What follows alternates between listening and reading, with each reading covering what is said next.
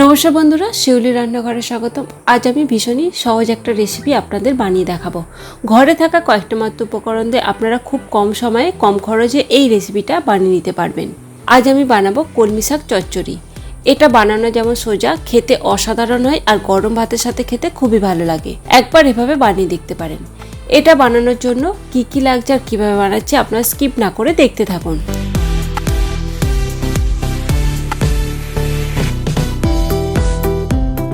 কলমি শাক চচ্চড়ির জন্য আমি এখানে কলমি শাক নিয়েছি। 3 আঁটির মতো শাক রয়েছে, ভালো করে বেছে নিয়েছি। এবার এই শাকগুলোকে কেটে নেব। এবার আমি শাকটাকে কেটে নেব। শাকটাকে একটু বড় বড় করে কাটবো। প্রথমে এইটা বাদ দিয়ে দেবো আর একটু বড় বড় করে কেটে নেব। যেহেতু চচ্চড়ি হবে একটু বড় বড় কাটলে ভালো হয়।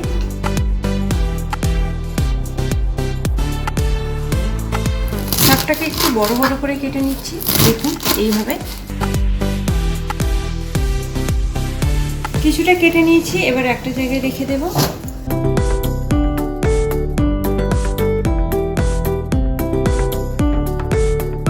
বাকি শাকগুলো আমি এইভাবে কেটে নেব।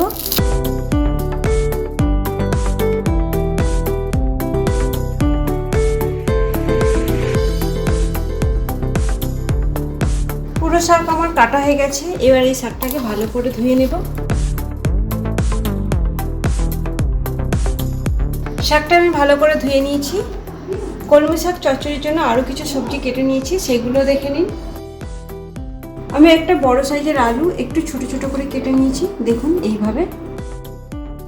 আর আছে কুমড়ো, পটল, আপনারা পছন্দ মতো সবজি দিতে পারেন, এতে বেগুনও দিতে পারেন। আমি যেহেতু এটা নিরামিষ বানাবো না, আমিষ বানাবো, সেই জন্য পেঁয়াজ কেটে নিয়েছি। একটা বড় সাইজের পেঁয়াজ কেটে নিয়েছি। সব কিছু আমার রেডি হয়ে গেছে। এবার আমি রান্নাটা শুরু করে দেব। কড়াতে সর্ষের তেল দেবো। সর্ষের তেলে আমি রান্নাটা করে দেখাবো।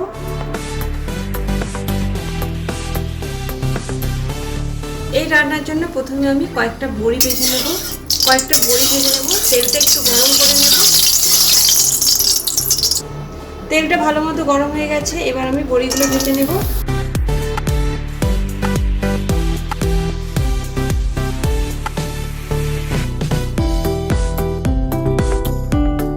বড়িগুলো একটু লাল লাল করে ভেজে নিতে হবে। বড়িগুলো ভাজা হয়ে গেছে, এবার তুলে রাখবো।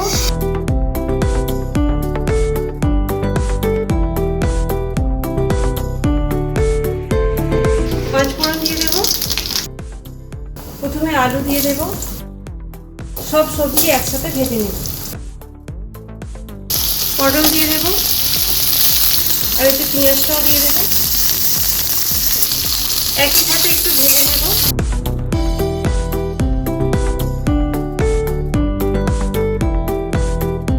এতে একটু লবণ দিয়ে দেব। এবার এটাকে ভালো করে ভেজে নেব।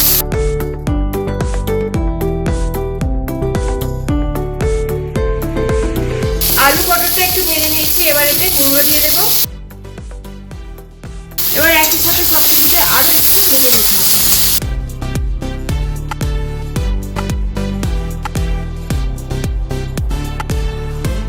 আলু, কুমড়ো, পটল ভালো করে ভেজে নিয়েছি। এবার এতে কিছু গুঁড়ো মশলা দিয়ে দেব। হলুদ গুঁড়ো, একটু লঙ্কা গুঁড়ো দেব, জিরে গুঁড়ো, ধনে গুঁড়ো, ভালো করে মিশিয়ে নেব।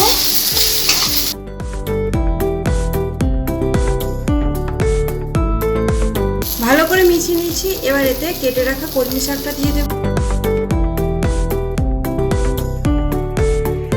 একবারে দেবো না।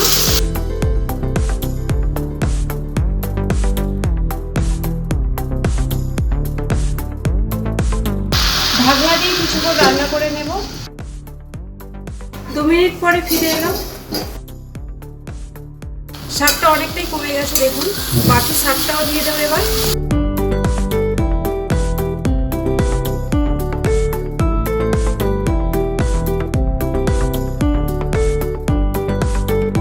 ভালো করে মিশিয়ে নিতে হবে।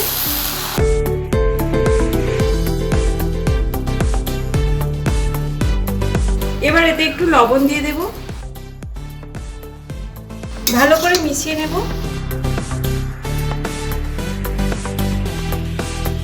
আবারও ঢাকনা দিয়ে কিছুক্ষণ রান্না করে নেব। গ্যাসের আঁচটা লো টু মিডিয়ামে রেখে 5 মিনিট পরে ফিরে এলাম। এবার দেখে নেব আলু পটল কুমড়ো সেদ্ধ হয়েছে কিনা। এটা কিন্তু জল ছাড়াই কিন্তু রান্না হয়ে যায়। দেখুন একটুও কিন্তু জল দিইনি, আলু পটল কুমড়ো শাক সবই সেদ্ধ হয়ে গেছে। এবার এতে ভেজে রাখা বড়িগুলো দিয়ে দেবো, একটু ভেঙে দেবো বড়িগুলো।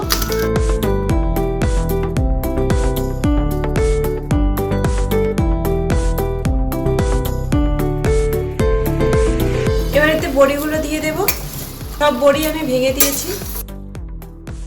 ভালো করে মিশিয়ে নেব।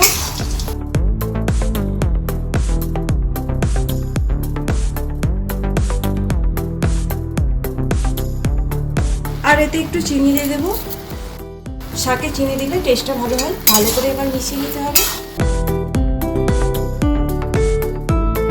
ভালো করে মিশিয়ে নিয়েছি, আরও কিছুক্ষণ রান্না করে নেব। আরও 2 মিনিটের মতো রান্না করে নিয়েছি। আমার কলমি শাক চচ্চড়িটা তৈরি হয়ে গেছে। এবার নামিয়ে নেব। দেখুন কত সুন্দর দেখতে লাগছে। কলমি শাক চচ্চড়ি বানানো কতটা সোজা সেটাই আজ আমি আপনাদের বানিয়ে দেখালাম। দেখুন কত সুন্দর দেখতে লাগছে, আর গরম ভাতের সাথে খেতে খুবই ভালো লাগছিল। আপনারা একবার এভাবে বানিয়ে নিতে পারেন। এই রেসিপিটা আপনাদের কেমন লাগলো কমেন্টে অবশ্যই জানাবেন, আর লাইক শেয়ার করতে ভুলবেন না।